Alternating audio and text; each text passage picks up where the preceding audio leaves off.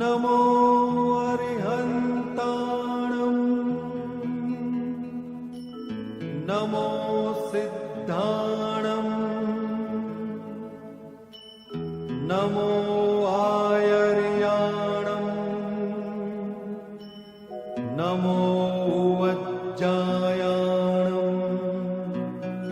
नमो लोये सव्वसाहुणम् एसो पंच नमुक्कारो सर्वपावपणासनो मंगलाणं च सव्वेसिं परमं हवै मंगलम्। ભગવાને બે પ્રકારે આપણને ધર્મનો ઉપદેશ આપ્યો છે. એક ગૃહસ્થ ધર્મની મર્યાદામાં રહીને આત્મકલ્યાણ કરવાનો માર્ગ, અને એ ઘર સંબંધી સર્વ ચિંતા આદિને છોડીને સર્વ સંગનો ત્યાગ કરીને મુનિ ધર્મને અંગીકાર કરીને આત્માના કલ્યાણનો માર્ગ. એમાં આપણે આજે ગૃહસ્થ ધર્મનો ટૂંકમાં વિચાર કરીએ.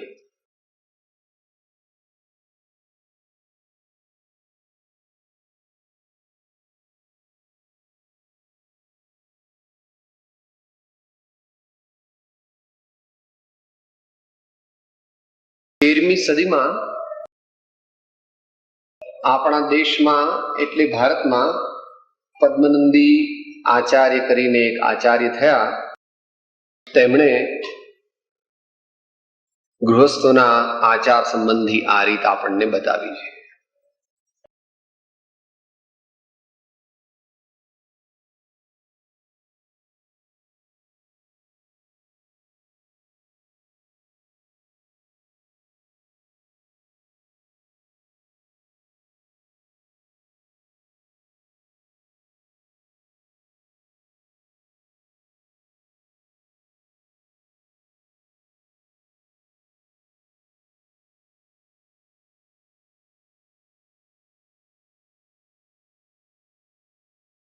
ગુજરાતી લિપિ છે. આરાધ્યન્તે જિનેન્દ્રાઃ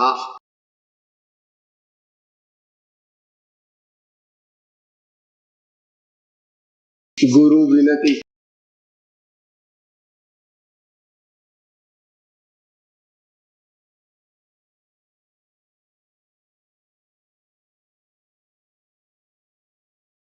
ધાર્મિકૈઃ પ્રીતિઃ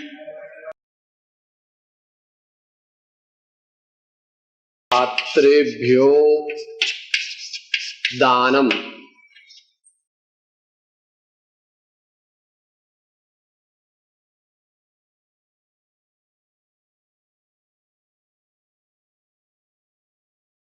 એની ડિટેલ્સ આપી છે, પછી લઈશું.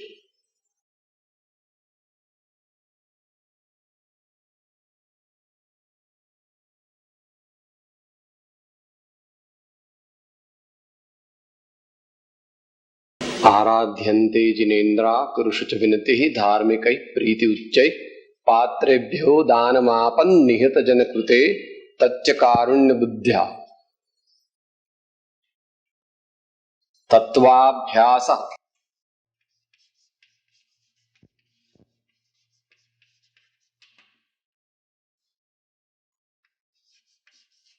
स्वकीय वृत्ति रति दर्शनम.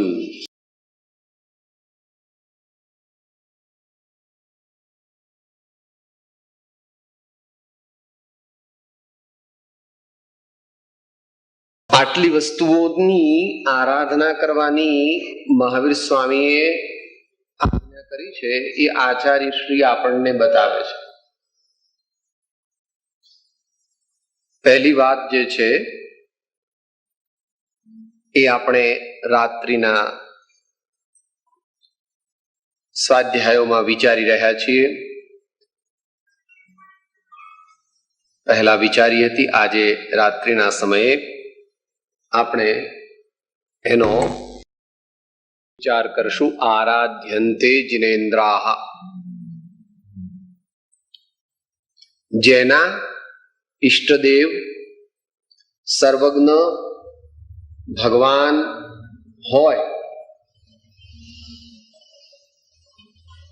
દરેક મનુષ્ય પોતે કોઈક ને કોઈક ભગવાનને માનતો હોય છે. કદાચ ભગવાનને ન માને તો એ બીજો એનો નેચર કહેતો હોય કે ઓલમાઇટી કહેતો હોય કે એને જે શબ્દ વાપરવો હોય તે વાપરે, પણ કોઈક સત્તાનો એ સ્વીકાર કરે છે.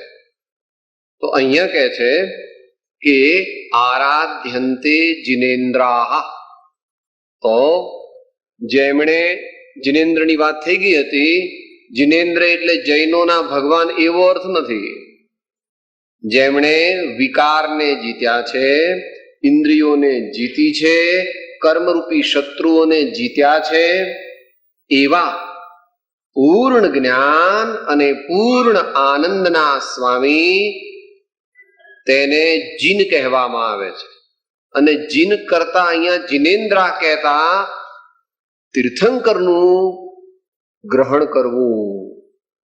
જીન એટલે અરિહંત, પણ અરિહંત ભગવાન પણ પરમ પૂજ્ય છે, પરંતુ અરિહંત ભગવાનથી તીર્થ પ્રવર્તતું નથી.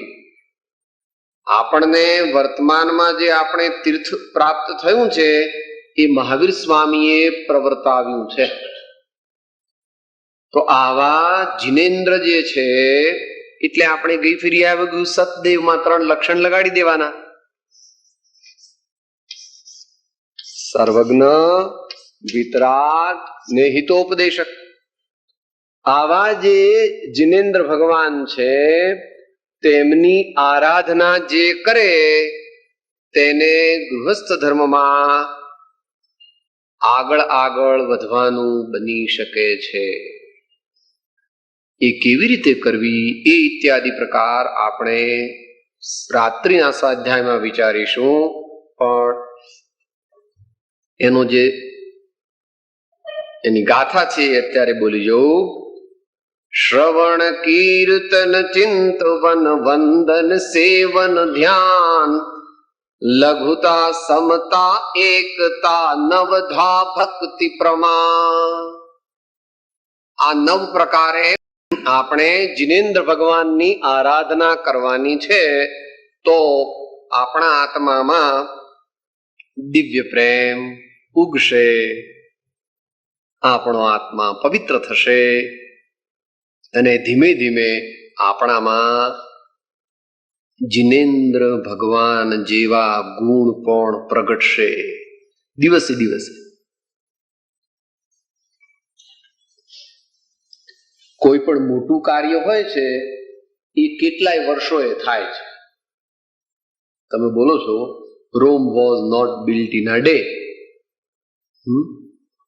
કાંકરે કાંકરે પાળ બંધાય ને ટીપે ટીપે સરોવર ભરાય, એમ સાધક જીવ જે છે એ ક્રમે કરીને પરમાત્મા થઈ જાય છે સામાન્ય. તો એ વાત કરી. હવે બીજી વાત કરે છે. ગુરુ શુચ વિનતી.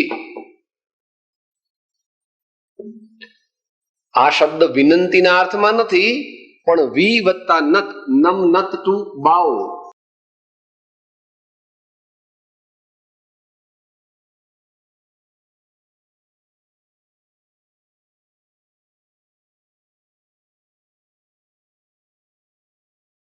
અને વિશેષપણે તો ગુરુ શુચ વિનતી એટલે જે સદગુરુના આપણે લક્ષણ જાણ્યા હતા પહેલાના પાઠમાં, તેવા સદગુરુ હોય અથવા તેવા સદગુરુ ન હોય તો આપણે ત્યાં ગ્રેડેશન્સ રાખ્યું હતું કે ભાઈ 35% થી માંડીને તે 85% સુધી. અત્યારે એથી આગળના ગુરુ મળે એવો યોગ દેશકાળ છે નહીં. મળે તો મહાભાગ્ય. તો એવા જે ગુરુ છે, આત્મજ્ઞાન, સમદર્શિતા, વિચરે ઉદય પ્રયોગ, અપૂર્વ વાણી, પરમ શ્રુત, સદગુરુ લક્ષણ યોગ, એવા ગુરુ અથવા એનાથી ઓછી કક્ષાના હોય તો સંત ધર્માત્મા, અથવા પછી કોઈ ન હોય તો ત્યાં આગળ ત્રીજો આપણને એનો રસ્તો બતાવશે. પણ અહીં તો કહે છે કે આવા ગુરુઓની સાથે વિશેષપણે નમીને તેમનો પરિચય કરવો. આપણામાં ગુરુદેવને પગે લાગવાની વિધિ છે. ઈચ્છામી ખમા સમણો બંધ્યુ જાવણજ્જાય નિસ્સિહ્યાય મથેણ વંદામી. એ પ્રકારની પદ્ધતિ છે. એ રીતે આપણે ગુરુદેવને, મુનિ મહારાજને, મહાન ધર્મ સંતોને આપણે એ રીતે નમસ્કાર કરીએ છીએ. તો એ ગુરુઓની ઉપાસના પણ કહો અથવા ગુરુઓની સાથે વિશેષપણે નમ્રતાથી વર્તન કરીને આપણે તેમનો લાભ લેવો, આપણે તેમની પાસેથી આત્મકલ્યાણનો માર્ગ મેળવવો, રૂઢી શિખામણ ગ્રહણ કરવી, તેમના સાનિધ્યથી જે જેની કંપની રાખે એની એના પર અસર થયા વગર રહેતી નથી. માટે આપણે બોલીએ છીએ મેરી ભાવનામાં,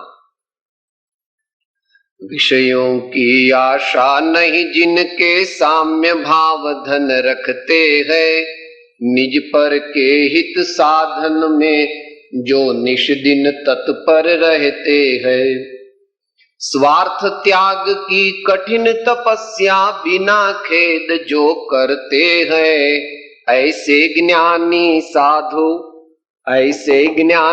साधु जगत के दुख समूह को हरते हैं. આ દુનિયાનું ખરું કલ્યાણ કરનારા તો તીર્થંકર અને તીર્થંકર ભગવાનના અનુયાયી, એમના જે દાસ, એમના જે ભક્ત એવા આચાર્ય અને સમ્યક દ્રષ્ટિ ધર્માત્માઓ છે. પણ એનાથી આગળ આપણને કહે છે રહે સદા સત્સંગ ઉન્हीं का. આ શબ્દ સમજાવે છે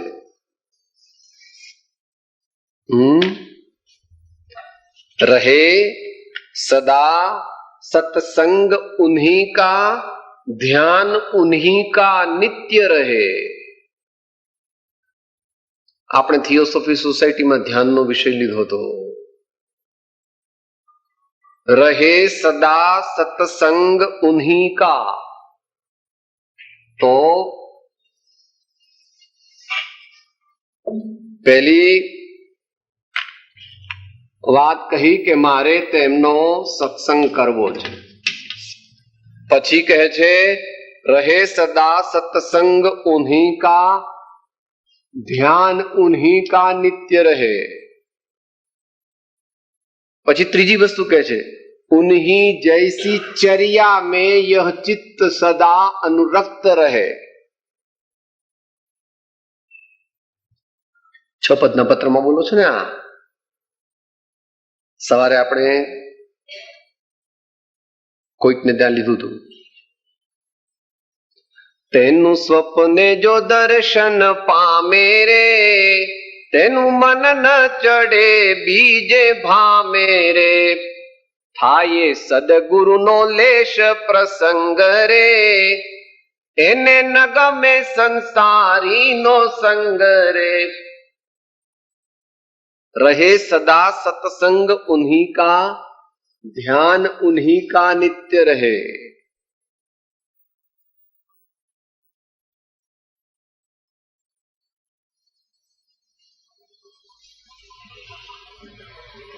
ગુરુનું ધ્યાન આપણે શું બોલીએ છીએ? ધ્યાન મૂલમ ગૃહ મૂર્તિ, પૂજા મૂલમ ગૃહ પદમ, મંત્ર મૂલમ ગુરોર્વાક્યમ મોક્ષ મૂલમ ગુરુ કૃપા. એ વાત આપણને સિદ્ધાંતની રૂપે 6 પદપત્રમાં કીધી છે.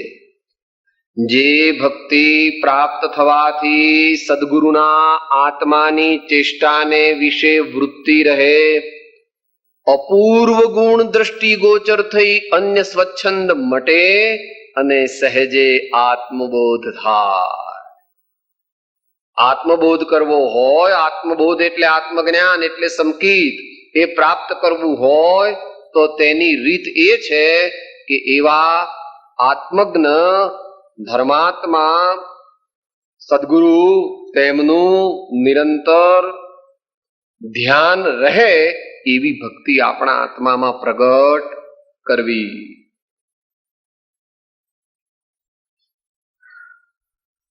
તો એ કહે છે कि ध्यान उन्हीं का नित्य रहे, उन्हीं जैसी चर्या में यह चित्त सदा अनुरक्त રહે.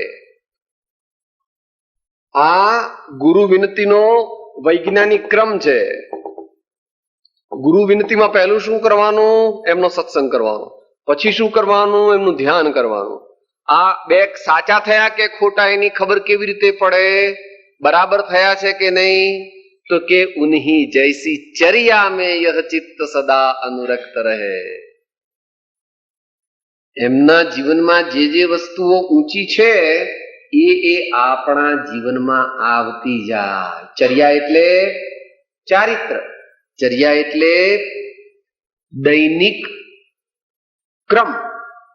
સવારથી ઉઠીને રાત સુધીમાં જે જે પણ આપણે મન વચન કાયાના યોગો અને આત્માના પરિણામ કરીએ તે ચર્યા છે. તો વિતરાગ દર્શનમાં ભક્તિ તે કોઈને રાજી કરવા માટે નથી, પણ ભક્તિ તે પોતાના કલ્યાણ માટે છે. અથવા આપણે મંગળાચરણ બોલીએ છીએ, વંદે તદ ગુણ લબ્ધયે. પરમાત્માને આપણે પરમાત્મા પદ પ્રાપ્ત કરવા માટે ભજીએ છીએ. તો ગુરુને આપણે ભજીએ, ગુરુને આપણે નમ્રપણે સેવીએ તો આપણું જીવન પણ ધીમે ધીમે તેમના જેવું થવું જોઈએ.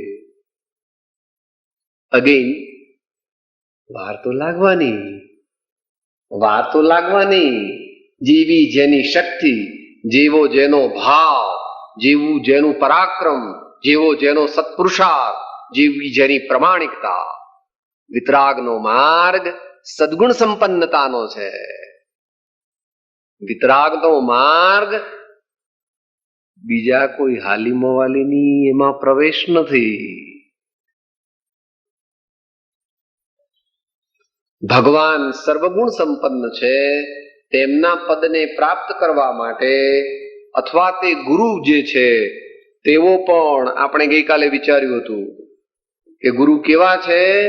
ગુણ સે ખચિત ચિત્ત સજ્જન સમાન હો. બોલીએ છે ને આપણે મુનિની સ્તુતિમાં, રાગ દ્વેષ. આખી સ્તુતિ આ પ્રમાણે છે.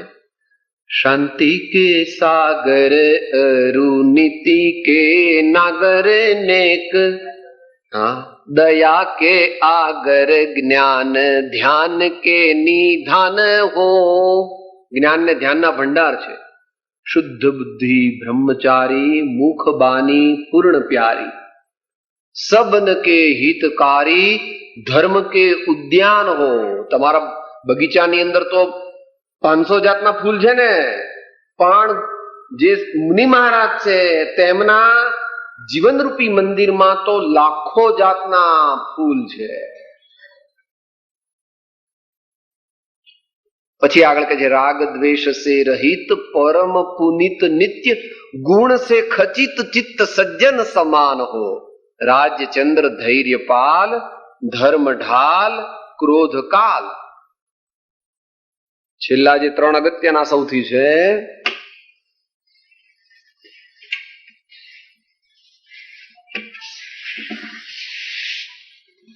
મુનિ મહારાજ ધૈર્ય પાલ, ધીરજને પાળનારા છે એમ એક અર્થ કરો, અથવા ધીરજની પાળ સમાન છે. જેમ પાળ હોવાથી તળાવ ઉભરાઈને બહાર જતું નથી, તેમ અનેક ગુણના ધારક મુનિ મહારાજ એટલે ગુરુ મહારાજ છે. ધર્મ ઢાલ એ આપણે સીતાજીના દ્રષ્ટાંતથી વિચારી લીધું હતું. દુઃખ આવે ને ધર્મ છોડી દે એવા મુનિ મહારાજ હોય. પ્રાણ જાય તો જાય પણ ધર્મ જાય નહીં. અને ક્રોધ કાલ,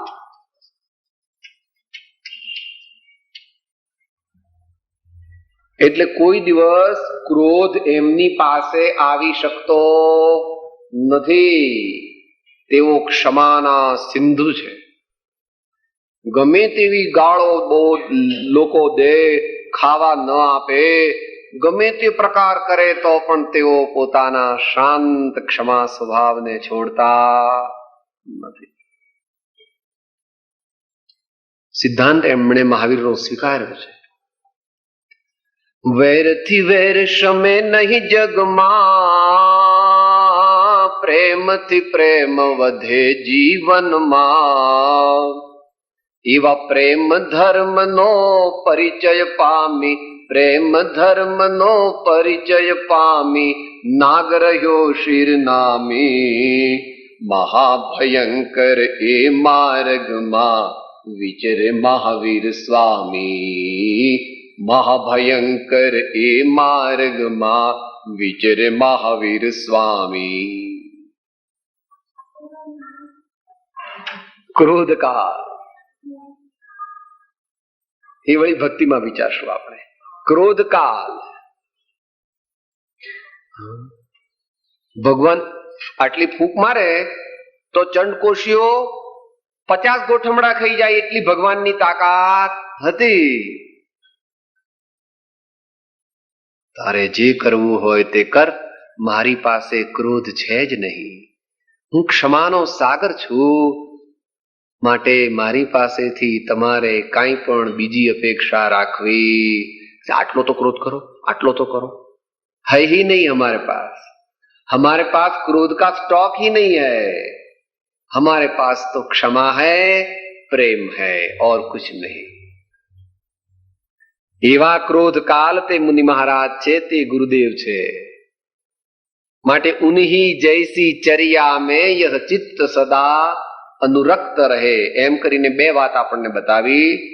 એક તો ભગવાન જિનેન્દ્રની આરાધના, બીજી ગુરુઓની ઉપાસના અને વિનંતી. હવે ત્રીજી કહે છે ધાર્મિક પ્રીતિ ઉચ્ચૈ, શબ્દ મૂક્યો નથી. તો જેટલા પણ મહાવીર ભગવાનને માનનારા હોય, જેટલા પણ આત્માનું કલ્યાણ કરવાના આ દુનિયામાં ઈચ્છુક હોય, જેટલા આત્માર્થી સત્સંગી મુમુક્ષુ સાધક જીવ, રૂડા જીવ હોય, એ બધાની સાથે આપણે પ્રેમ ભાવ રાખવો. પટેલ હોય, રજપૂત હોય, બ્રાહ્મણ હોય, ભંગી હોય, મુસલમાન હોય, ખ્રિસ્તી હોય, પણ એ તો બધો નામ કર્મનો ઉદય છે. એ કઈ આત્મા નથી. પણ જીવ પોતાને શરીર માને છે, એટલે જીવ પોતાને દશાશ્રીમાળી, વિશા ઓશવાળ, નૃસિંહપુરા, ખંડેલવાલ, એવું બધું માને. એ બધા તો દેહના ધર્મ છે. અહીં તો જે સાચા સાધક જીવ, સાચા શ્રાવક કોણ છે? આર્ય, જેના વિચાર છે. આર્ય એટલે રૂડા, ઉત્તમ, પ્રશંસનીય, આદરણીય, જેના વિચાર છે, અને રૂડો જેનો આચાર છે. એવા સાથે, એવા ધર્માત્માઓ સાથે, એવા આત્માર્થી સાથે આપણે પ્રેમ કરવો, તેમને અનુકૂળ વર્તવું, તેમને રાજી રાખવા, તેમને સાથે પરિચય કરીને પાછું પ્રયોજન તો એનું એ જ છે કે એમનામાં રહેલા ગુણો ગ્રહણ કરવા અને બીજું એમને મદદ કરીને આપણે એમને કંઈ શરીરનું દુઃખ હોય તો દૂર કરવું, કોઈ પૈસાનું દુઃખ હોય તો દૂર કરવું, કોઈ મનનું દુઃખ, કોઈ એમના કોઈ સ્વજન ગુજરી ગયા હોય કે કંઈ એમને બીજું એવું દુઃખ થયું હોય તો પણ આપણે સારા વચન બોલી કે ભાઈ આ તો તમને સારું થઈ જશે હો, હમણાં તાવ આવ્યો છે ને પણ આ તો મુદતીઓ કહેવાય, હવે 5-7 દાડામાં તમારી તબિયત સારી થઈ જશે ઇત્યાદિ અનેક પ્રકારે એને સમ્યક દ્રષ્ટિનો ગુણ કયો છે? વાત્સલ્ય. વાત્સલ્ય સમ્યક દર્શનના 8 ગુણ કીધા ને એમાં આવે છે 7મો ગુણ. 7મો ગુણ વાત્સલ્ય, 8મો ગુણ પ્રભાવના. તો આપણે કોઈ પણ રૂડા આત્માને ઈચ્છનારા જીવો કોઈ પણ દેશના હોય, કોઈ પણ વેશના હોય, કોઈ પણ ભાષા બોલતા હોય તો પણ આપણે તેમની સાથે પ્રેમ કરવો એમ કહે છે. ધાર્મિકૈ પ્રીતિ ઉચ્ચૈ એમ કરીને ત્રીજી વસ્તુ કીધી. આપણે ભગવાનની આરાધના કરવી, ગુરુઓની ઉપાસના કરવી, સાધર્મી, આત્માર્થી, સત્સંગી, રૂડા, ચારિત્રવાન, જ્ઞાન, ધ્યાન, વૈરાગ્ય જેના જીવનમાં હોય તેવા પુરુષો સાથે અંતરથી સાચો પ્રેમ કરવો. ધાર્મિક પ્રીતિ ઉચ્ચૈ. ચોથી વાત કે છે એમાં 2 વિભાગ પાડ્યા છે. પાત્રેભ્યો દાનમાપન નિહત જન કૃતે તચ્ચ કારુણ્ય બુદ્ધ્યા. માટે દાન 2 પ્રકારે પ્રવર્તે છે. એક તો છે સુપાત્ર દાન અને એક છે અનુકંપા દાન. તો એના પછી પ્રકાર ઘણા છે. આહાર દાન, ઔષધ દાન, જ્ઞાન દાન, વસ્તિકા દાન અને અભય દાન. અને એમાં સાથે સાથે આ બીજો પણ એક પ્રકાર લીધો છે. તો મુખ્ય દાન જે છે તે સુપાત્ર દાન છે.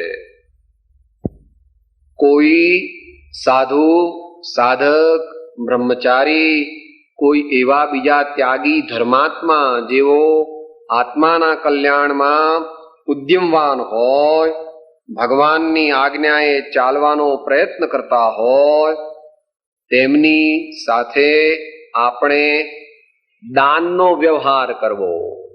તેમને આહાર પાણી વિનયપૂર્વક પહોંચાડવા જોઈએ. મહારાજ આવે આપણે ત્યાં, હા અમને 2 રોટલી આપી દેજો ને. મહારાજ ભિખારી નથી, મહારાજ તો સમ્રાટ હતા. એ જમાનામાં એમને 120 રાણીઓ હતી અને એ બધી 132 ભોજન લઈને ઉભી રહેતી હતી એમને આહાર આપવા માટે. માટે વિચારવું કે જે સાચા સાધુ ધર્માત્મા છે તેમને વિનયપૂર્વક વિનંતી કરવી જોઈએ, પધારો પધારો પધારો. આહાર શુદ્ધ છે, મન શુદ્ધ છે, વચન શુદ્ધ છે, કાયા શુદ્ધ છે, આપ કૃપા કરી અમને અનુગ્રહિત કરો. એમ અત્યંત ભાવ વિનય અંતરના પ્રેમ સહિત એમને આપણે આહાર આપવો જોઈએ. એ આહારની રીત છે. એની બહુ ઘણી વિધિ છે પણ તમારે આ દેશમાં યોગ છે નહીં એટલે કઈ અત્યારે એનો વિસ્તાર કરતા નથી. એવી રીતે ઔષધ દાન, એમની શરીર વિપરીત થઈ જાય તો એ દવા લે પણ ખરા અને દવા ન પણ લે, એમની મરજી છે. સાધ્ય રોગ હોય ને નિર્દોષ દવા હોય તો લે, અને અસાધ્ય રોગ હોય અથવા તો એવી હિંસક દવા હોય તો તેઓ ગ્રહણ કરતા, તો એમને આપણે દવા પહોંચાડવી. આહાર દાન, ઔષધ દાન, વસ્તિકા દાન. તેઓ આપણા ઘરની આજુબાજુ આવ્યા હોય તો એમને રાત્રે રહેવાને છાપરું જોઈએ ને એક પાટ જોઈએ, તો એ પણ આપણે પ્રોવાઈડ કરવી જોઈએ. શાસ્ત્રદાન, એમને કોઈ પણ પુસ્તકની જરૂર હોય તો તેઓને દૂરના ગામથી પણ મંગાવી આપવું જોઈએ ને એમની જ્ઞાન આરાધનામાં આપણે સહભાગી થવું જોઈએ. અભયદાન, અભયદાન એટલે કોઈ પણ જીવોને મારવા નહીં, તે આપણે ગઈ વખતે આવી ગયું દયાધર્મ. અને છેલ્લે અનુકંપા દાન.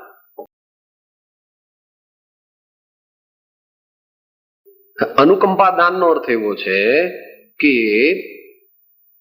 કોઈ પણ મનુષ્ય અથવા જીવ માત્ર તેને કોઈ પણ પ્રકારનું દુઃખ ઉપજ્યું હોય અને આપણા દાનથી તે દુઃખ દૂર થઈ શકે તેવું હોય તો તે દાન દેવામાં આપણે પ્રવર્તવું.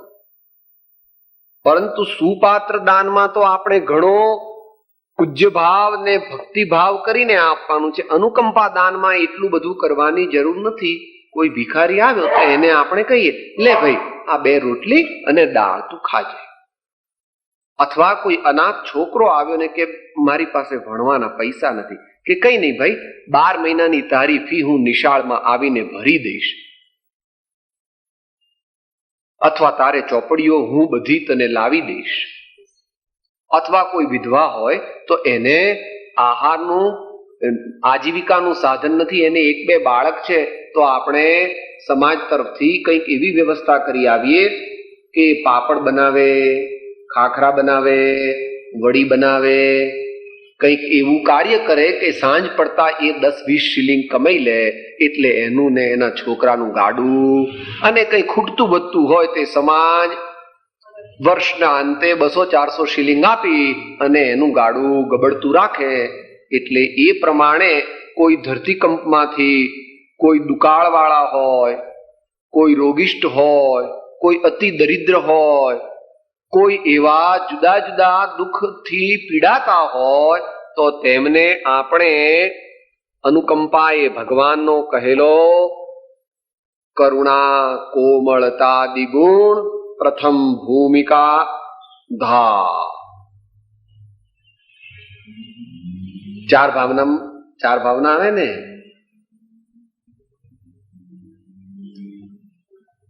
मैत्री भाव जगत में मेरा सब जीवों से नित्य रहे, दीन दुखी जीवों पर मेरे उर से करुणा स्रोत बहे.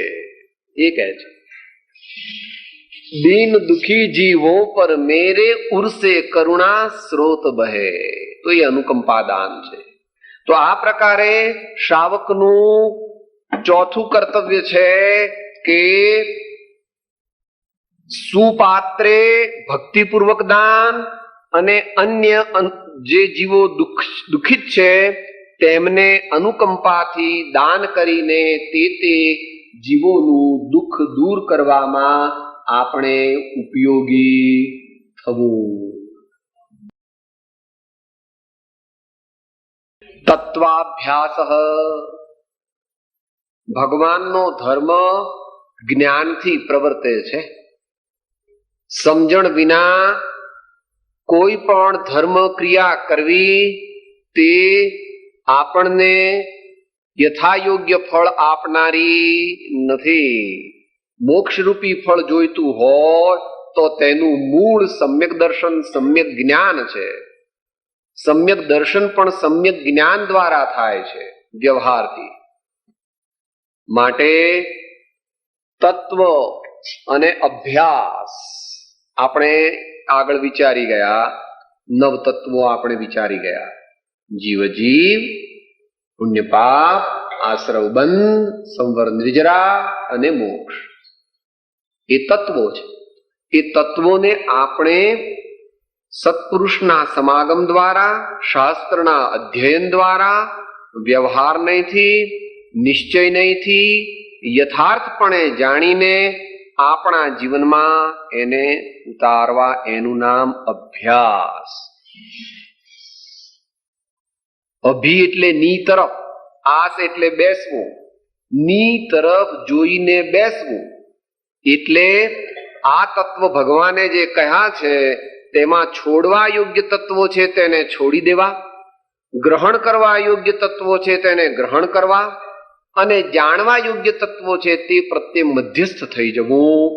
એ પ્રમાણે તત્વનો અભ્યાસ કરે તો ભગવાન મહાવીરે કહેલા શ્રાવક ધર્મનું આ પાંચમું પગથિયું પોતે સ્વીકાર્યું કહેવા. કોઈ કે સાહેબ હું તો અભણ છું. કઈ વાંધો નહીં, અભણ છે તો બહેરો તો નથી ને ભઈલા. તું રૂડા ધર્માત્માઓ પાસે જઈ અને ધર્મ સાંભળજે. સાંભળવું ત્યારે શ્રાવક કહેવાય ને. શ્રાવે છે ને પેલો પ્રેમથી આપણને વાંચતા ના આવડતું હોય તો કોઈનું બોલેલું આપણે સાંભળી અને ધીમે ધીમે તે શીખી શકીએ છીએ. બધા ભારતમાંથી આવ્યા તો સ્વાહિલી કઈ શીખીને આવ્યા તો અહીંયા સ્વાહિલી શીખી ગયા કે નહીં? કેમ શીખી ગયા? રુચિ, રસ અને જરૂર. પણ ભગવાનની જરૂર અને ભગવાનમાં રસ, આવા બાવામાં શું રસ? આમ બેઠા છે, લો કઈ દીકરા નો આપે, બંગલા નો આપે, પૈસા નો આપે, હીરા નો આપે, બેઠા છે, લો. ભગવાનમાં રસ આવતો નથી. એ લાવવો પડશે પ્રભુ. જ્યારે ત્યારે પણ તને સુખની પ્રાપ્તિ તે પછી જ થશે બાપા. કોઈ આ વિશ્વમાં શાંતિનો ઉપાય છે નહીં. એક જ ઉપાય છે, ભગવાને કહેલો ધર્મ, સંતોએ આચાર્યોએ કહેલો ધર્મ. માટે અહીંયા તત્વનો અભ્યાસ, તેના પ્રત્યે રુચિ વધારવી જોઈએ. ન ગમે તો પણ વાંચવું, માથું દુખે તો ચા પીને વાંચવું, અરે એસ્પિરિનની ગોળી લઈને પણ વાંચવું. પણ વાંચવું ને સમજવું, સમજીને પછી એનો અર્થ યથાર્થ ગ્રહણ કરવો અને પછી આમ જ છે એમ અંતરમાં નિર્ણય કરવો. એનું નામ તત્વનો અભ્યાસ છે. આમ જ છે એમ નિર્ણય કરીને પછી દરરોજના જીવનમાં એને ઉતારવા, દૈનિક જીવનમાં એનો પ્રયોગ કરવાનો. એ પાંચમી વસ્તુ થઈ. હવે છેલ્લી બે વસ્તુ કહે છે. સ્વકીય વૃત્તિ રતિ. સ્વકીય વૃત્તિ રતિ શબ્દ છે, એનો અર્થ થાય છે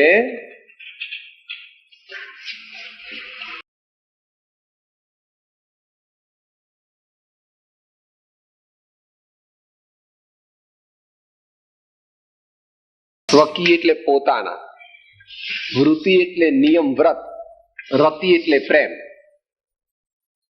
પોતે લીધેલા નિયમ અને વ્રતને મરણાંતે પણ તોડે નહીં તેવા સુદર્શન શ્રાવક જેવા શ્રાવક જે છે, સુદર્શન શેઠ આવે છે ને દ્રષ્ટાંત, બધાએ વાંચવું ન વાંચવું હોય તેણે મોક્ષમાળામાં એનો પાઠ આવે છે, ત્યાંથી વાંચવો.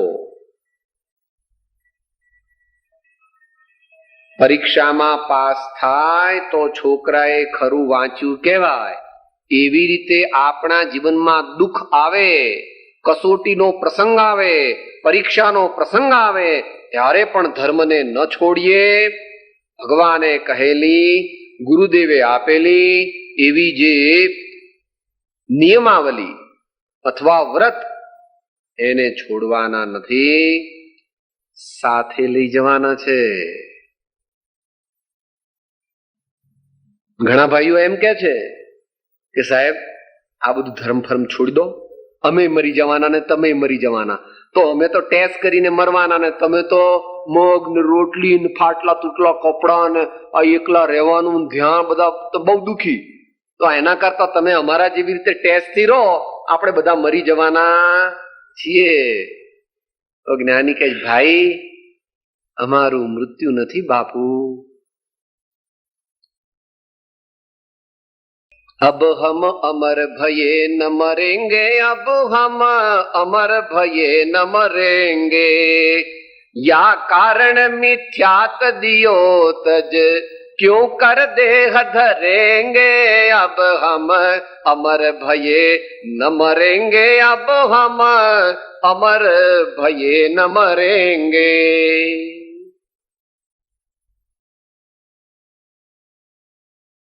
આ સાથે લઈને જવાનું છે આપણે। આ બધું તો અહીંયા છોકરા આની રક્ષા કરવાના છે, છોકરા ભત્રીજા ભાણિયા કે લોકો શ્રાવકો આની રક્ષા કરશે, પણ આપણી સાથે કોણ આવશે?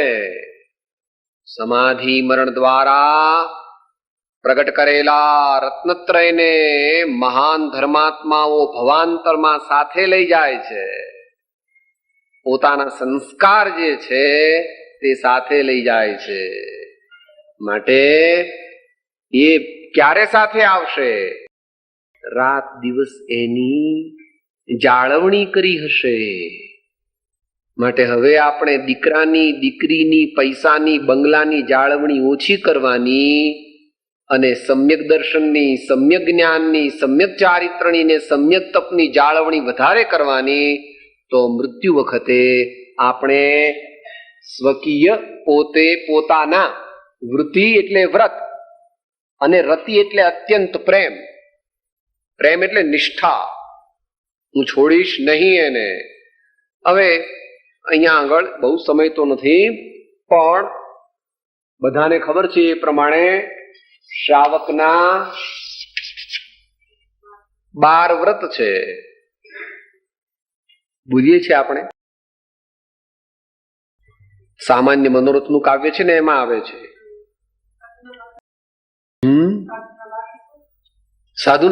સાધુના એમાં પેલા પ્રમાણે છે, એક આમના એ પ્રમાણે 27 છે, બીજી આમના એ પ્રમાણે 28 છે સાધુના મૂળ ગુણ। આ શ્રાવકના વ્રત છે, ગુણ નથી। મૂળ ગુણ 8 છે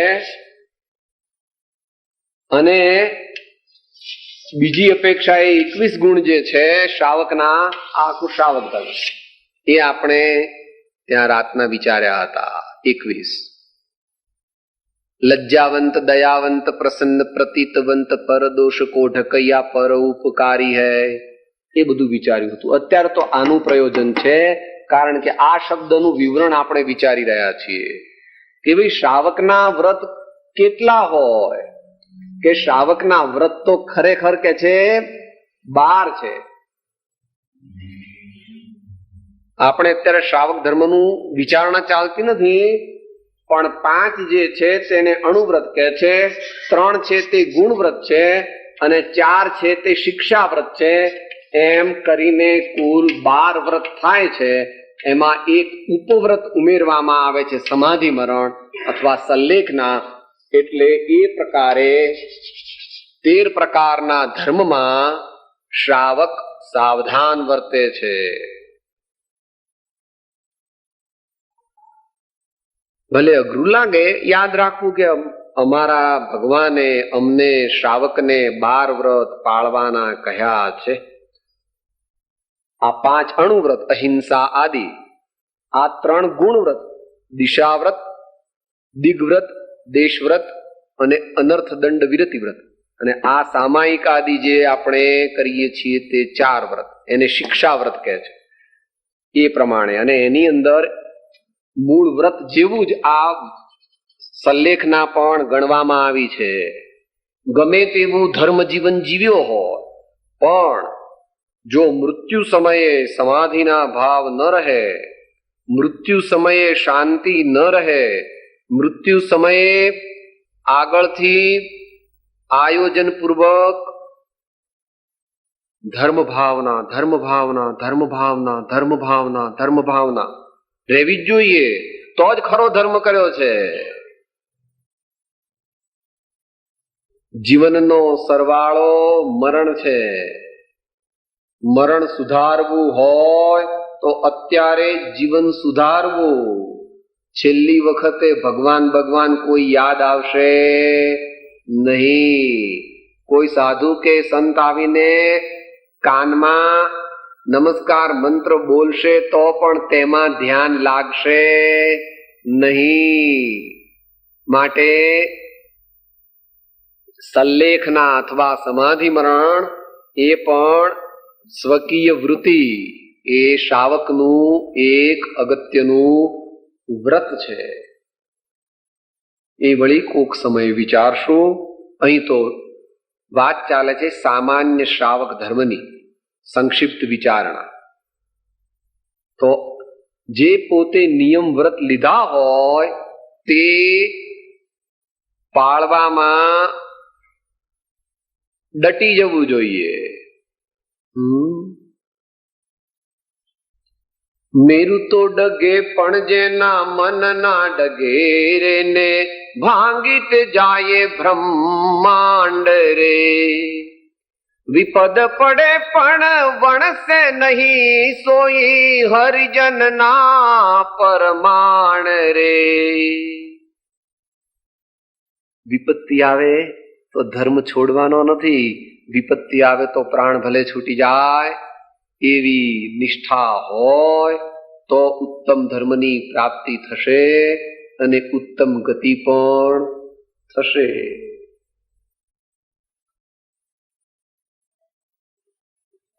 દુનિયાનું વાણિયા પણ ભગવાનને ઘેર ચાલતું નથી કે સાહેબ આપણે તો બધાને છેતરીએ ને, 18 વર્ણને છેતરીએ ને, આપણે ભગવાનને છેતરીએ શું વાંધો છે? હા, જીવ એવું વિચારે છે અહીં કઈ એના બાપનું રાજ છે નહીં. જેટલું જૂઠું, જેટલું કાળું, જેટલું મહાઘનઘોર ક્રૂર કૃત્ય અત્યારે કરીએ છે બધું ચક્રવૃદ્ધિ વ્યાજ સાથે ઓકવું પડવાનું. કોને? તમારા કોઈ ચીફ મિનિસ્ટર હોય કે પ્રેસિડેન્ટ હોય. અરે આચાર્ય સ્વામી તો કહે છે કે ઇન્દ્ર જિનેન્દ્ર કે નરેન્દ્ર પણ કર્મની ચૂડમાંથી છટકી શકતા નથી. તો આ હાલી મોવાલી કોઈ કરોડપતિ અબજપતિ હોય તો એની કઈ ગણતરી નથી. સાહેબ તીર્થંકરને વિશે એવું કહેવાય કે હા, એ દ્રષ્ટાંત લઈને પછી છેલ્લી વસ્તુ આવે છે દર્શનની. બધા ઋષભદેવ ભગવાનનું નામ તો જાણે છે ને ભાઈ. ઋષભદેવ ભગવાન એટલે પ્રથમ તીર્થંકર.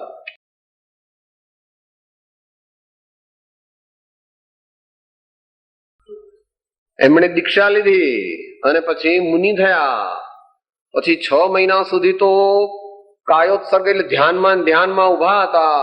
પછી એમને ભૂખ લાગી, પછી આહાર લેવા નીકળ્યા. પણ આહાર કેવી રીતે આપવો એ જ કોઈને ખબર નહીં. એ પહેલા કર્મ ભૂમિ નહોતી, ભોગ ભૂમિ હતી. દરરોજ ભગવાન જાય વળી પાછા આવે, જાય પાછા આવે, જાય પાછા આવે. કેટલા દિવસ?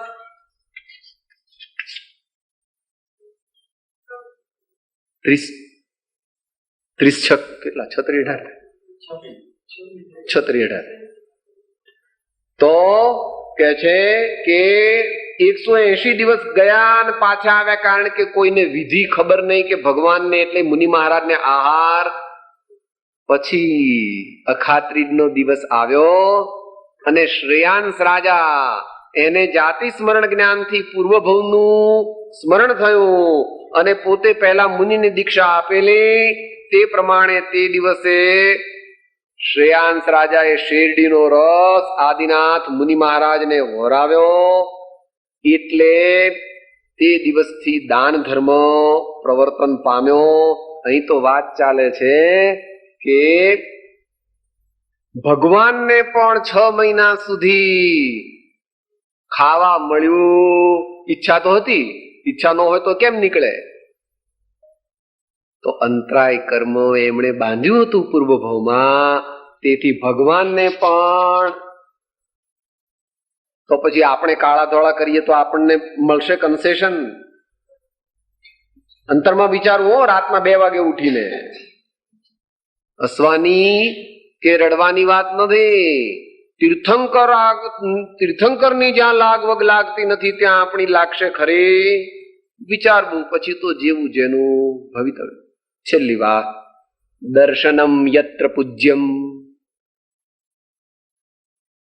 સમ્યક શ્રાવક ધર્મ અને મુનિ ધર્મ બંને ધર્મ જે છે તે સમ્યક દર્શન રૂપી પાયા ઉપર રચાય છે. એટલે આચાર્ય કહે છે કે દંસણ મૂલો ધમ્મો,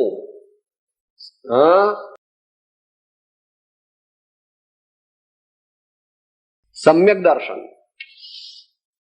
આ પાયો છે અને એના ઉપર શ્રાવક ધર્મ પણ શોભે છે અને મુનિ ધર્મ પણ શોભે છે. પણ જો આ પાયો ન હોય તો શ્રાવક ધર્મ કે મુનિ ધર્મ સાચો પ્રગટી શકતો નથી. માટે દર્શનમ યત્ર પૂજ્યમ એટલે સમ્યક દર્શન જે છે તે સર્વને પૂજ્ય છે. ભગવાને જે ચતુર્વિધ આરાધના કઈ છે એમાં સમ્યક દર્શન, સમ્યક જ્ઞાન, સમ્યક ચારિત્ર, સમ્યક તપ ચતુર્વિધ આરાધના છે. તો આપણે થોડું વિચારી ગયા છીએ એના વિશે. પહેલા આત્માને આત્મા જાણવો, જડ પદાર્થોને જડ પદાર્થો જાણવા, એ રીતે હું આત્મા છું એવી અનુભવપૂર્વકની શ્રદ્ધા અંતરમાં ઉપજે તેને નિશ્ચય સમ્યક દર્શન કહે છે. અને આવો આત્મા જેણે બતાવ્યો એવા દેવ, ગુરુ અને ધર્મ તે સાચા છે અને મારે તેમનું શરણ લેવા જેવું છે એમ જે અંતરમાં શ્રદ્ધા થાય તેને વ્યવહાર શ્રદ્ધા અથવા વ્યવહાર સમ્યક દર્શન કહેવામાં આવે છે.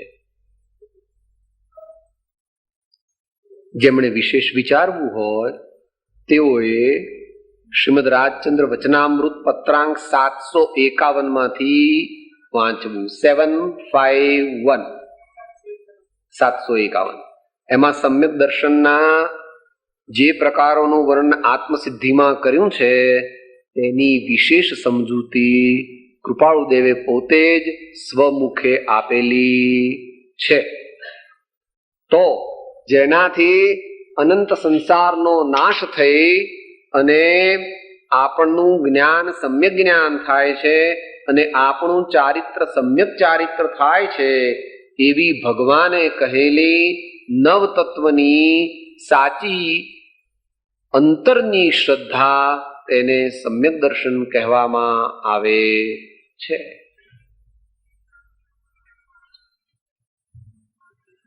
પંથ પરમપદ બોધ્યોમાં અને આત્મસિદ્ધિમાં તેનું વર્ણન કર્યું છે. આત્મસિદ્ધિની 3 ગાથા છે, 17, 110 ને 111. 17, 110 ને 111 એમાં સમ્યક દર્શનનું વર્ણન કરેલું છે. અને પંથ પરમપદ બોધ્યો છે એમાં આ કડી આવે છે. જે ચેતન જડ ભાવો અવલોક્યા છે મુનિન્દ્ર સર્વજ્ઞે, તેહુ અંતર આસ્થા પ્રગટે કહ્યું છે દર્શન તત્વજ્ઞે. ચેતન અને જડ આપણે આને ચેતન માનીએ છીએ. કોઈ પૂછે કેમ તમારી તબિયત કેવી છે? જુઓ સાહેબ, 160 રતલ વજન, 5 ફૂટ 10 ઇંચ, જુઓ કેવો છું. આ તું છું? સમ્યક દ્રષ્ટિ નથી પણ મહા મિથ્યા દ્રષ્ટિ. જડને ચેતન માને છે, જડને પોતાનું માને છે. બાપા જડ થઈ જઈશ ભવિષ્યમાં, આંબા જેવો આમ ઉભો રહીશ 100 વર્ષ સુધી. લોકો કુહાડી મારે ગુંદર લેવા માટે, ડાળ પરથી ફળ તોડે તો પણ કંઈ કરી શકે. અત્યારે ઊંધો વર્તે છે પણ ઊંધા વર્તમાનું ફળ જ્યારે આવશે બાપા ત્યારે તારા હોથા પણ નીકળી. માટે આપણે એવા દુઃખ જોઈતા નથી. આપણે તો સાચી શ્રદ્ધા કરવી છે.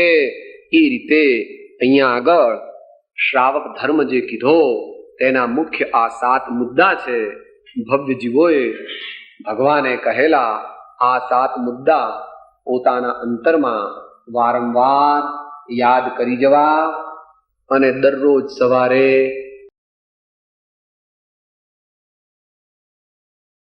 સાંજ પડે ને તમે શું કરો છો?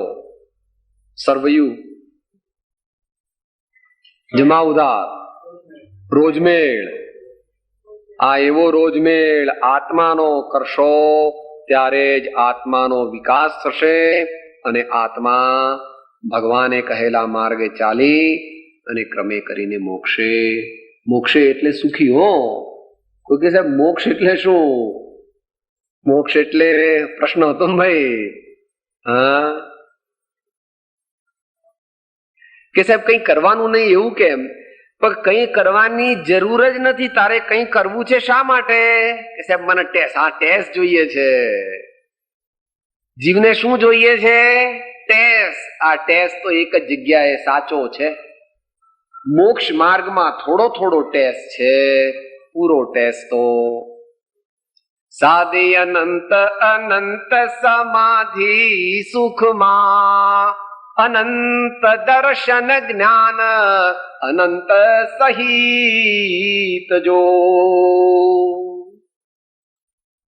બીજે ક્યાંય સુખ હોત તો મહાવીર ભગવાનને લેતા આવડતું હતું, નેમિનાથને લેતા આવડતું હતું, શાંતિનાથને લેતા આવડતું હતું.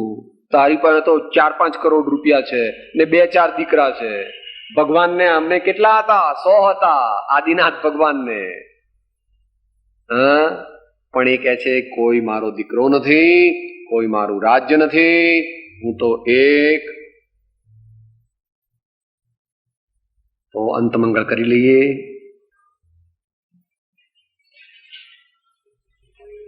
પરમ પુરુષ પ્રભુ સદગુરુ પરમ જ્ઞાન સુખદામ જેણે આપ્યો ભાન નિજ તેને સદા પ્રણામ. દીક્ષતો જેની દશા વર્તે દેહાતે તે જ્ઞાને ના ચરણમાં હો વંદન. મહાવીર સ્વામી ભગવાન કી, સબ સંતન કી. ઓમ શાંતિ શાંતિ શાંતિ. હું આત્મા છું, આપનો સેવક છું, સૌનો મિત્ર છું. હું આત્મા છું, આપનો સેવક છું, સૌનો મિત્ર છું. હું આત્મા છું, આપનો સેવક છું, સૌનો મિત્ર છું.